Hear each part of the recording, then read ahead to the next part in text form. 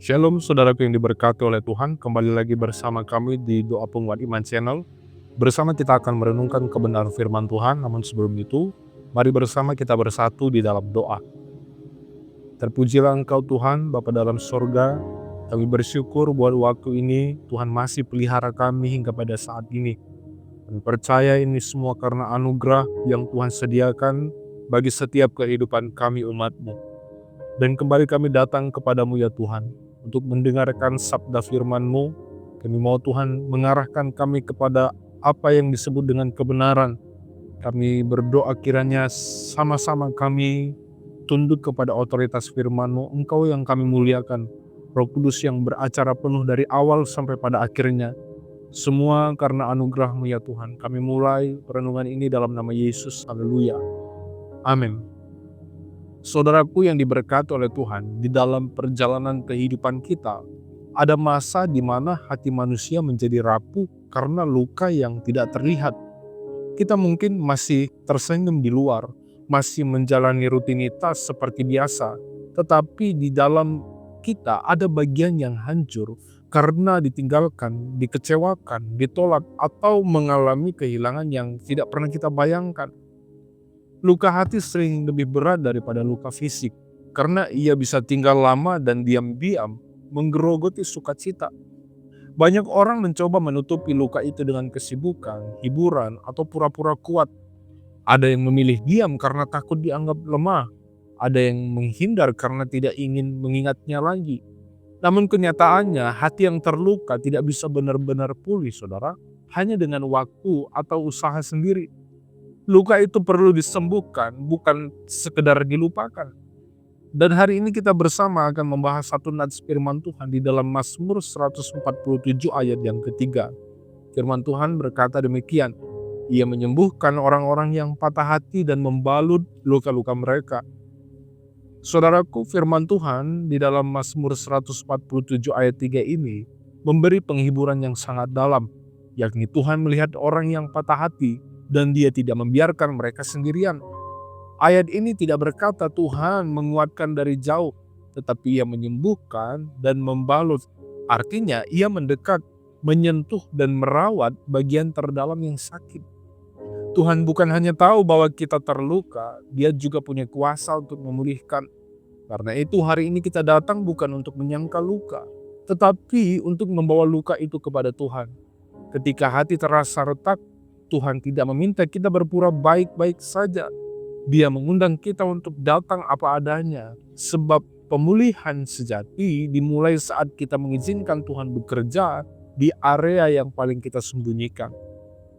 Hari ini kita akan membahas dua hal utama yang berkaitan dengan ini, saudara. Saya mengajak kita bersama untuk fokus dengarkan kebenaran firman Tuhan. Kita mulai dari pembahasan yang pertama, yaitu Tuhan peduli saat hati terluka. Saudaraku yang diberkati oleh Tuhan, firman Tuhan menunjukkan bahwa Tuhan peduli secara pribadi. Ia menyembuhkan orang-orang yang patah hati. Ini berarti Tuhan tidak memandang luka hati sebagai hal kecil. Kadang orang lain berkata, "Sudah, jangan dipikirkan," atau "Kamu harus kuat." Tetapi Tuhan tidak menyepelekan tangisan yang tersembunyi, dan Tuhan tidak mengabaikan malam-malam panjang yang kita lalui dengan beban yang ada di dada kita. Hati yang patah sering membuat seseorang merasa sendirian. Luka itu membuat kita berpikir tidak ada yang mengerti atau aku harus memikulnya sendiri. Namun firman Tuhan menegaskan bahwa ada pribadi yang lebih mengerti dan bahkan tahu lebih dalam daripada siapapun. Tuhan bukan hanya melihat peristiwa yang melukai kita, tetapi Dia juga memahami dampaknya, yakni ketakutan, hilangnya kepercayaan, rasa malu, dan kecewa yang menumpuk. Lebih dari itu, ayat ini berkata Tuhan membalut luka-luka mereka. Membalut bukan pekerjaan yang dilakukan dari jauh tentunya. Orang yang membalut luka harus dekat, harus hati-hati, harus lembut, dan harus sabar. Ini gambaran bahwa Tuhan tidak hanya memberi nasihat dari sorga, tetapi Dia hadir menyertai proses pemulihan kita langkah demi langkah. Kadang yang membuat luka hati makin dalam adalah ketika kita menyimpan kepahitan, saudara. Kita merasa wajar untuk marah, wajar untuk membalas, wajar untuk menutupi diri.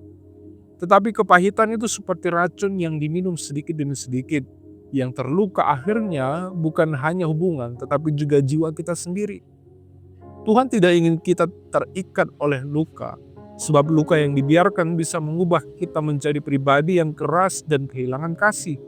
Karena itu saudara, langkah awal pemulihan adalah mengakui dengan jujur, yakni Tuhan, aku terluka.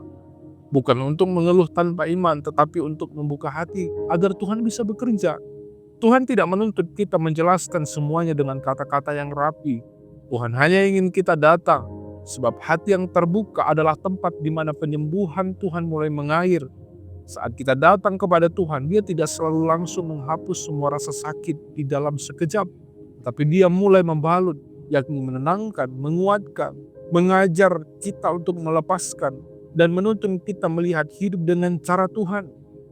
Dan ketika Tuhan yang membalut, luka yang tadinya membuat kita runtuh, perlahan menjadi kesaksian bahwa kasih Tuhan sanggup memulihkan hati yang paling hancur, saudara. Puji Tuhan. Nah, sekarang kita bersama masuk kepada pembahasan yang kedua, yaitu Tuhan memulihkan dengan kuasa. Saudaraku, pemulihan Tuhan bukan sekedar membuat kita merasa lebih baik, tetapi menyembuhkan sampai ke akar. Ketika firman Tuhan berkata, Tuhan menyembuhkan orang yang patah hati, itu berarti Tuhan bekerja pada bagian terdalam yang tidak bisa dijangkau oleh motivasi, nasihat, atau kekuatan diri. Ada luka yang hanya bisa dipulihkan ketika tangan Tuhan sendiri menyentuhnya. Luka yang selama ini kita bawa diam-diam. Luka yang mungkin sudah kita anggap normal karena terlalu lama dipendam. Namun perhatikan saudara, ayat itu juga berkata bahwa Tuhan membalut luka-luka mereka. Membalut luka berbicara tentang proses. Kadang kita ingin pemulihan secara instan, sekali doa selesai. Tetapi Tuhan sering menyembuhkan dengan cara yang membuat hati kita belajar berjalan lagi. Ada masa Tuhan menenangkan, ada masa Tuhan menguatkan, ada masa Tuhan menyingkapkan hal-hal yang perlu dibereskan, supaya luka tidak hanya tertutup di luar, tetapi benar-benar pulih di dalam. Seringkali saudara, Tuhan memakai kebenaran firman-Nya untuk memulihkan cara kita memandang diri sendiri. Luka membuat kita menilai diri dengan kacamata yang salah, yakni merasa tidak berharga, merasa gagal, merasa tidak layak dikasihi. Tapi Tuhan memulihkan identitas kita, bahwa kita miliknya, berharga di matanya, dan tidak ditentukan oleh siapa yang menyakiti atau meninggalkan kita. Saat identitas dipulihkan, hati mulai menguat. Tuhan juga memulihkan melalui pengampunan, bukan karena orang lain selalu benar, tetapi karena Tuhan tidak mau kita terikat oleh kepahitan. Mengampuni bukan berarti melupakan atau membenarkan yang salah, melainkan melepaskan hak untuk membalas dan menyerahkan pengadilannya kepada Tuhan. Kepahitan membuat kita terus merugi, saudara. Pengampunan membuat luka mulai mengerin, dan di titik itu Tuhan membalut dengan damai yang tidak bisa diberikan dunia. Pemulihan Tuhan kadang membuat kita berani membuka diri kembali, setelah sebelumnya takut terluka lagi. Tuhan tidak memulihkan supaya kita hidup di dalam kecurigaan, tetapi supaya kita hidup di dalam hikmat.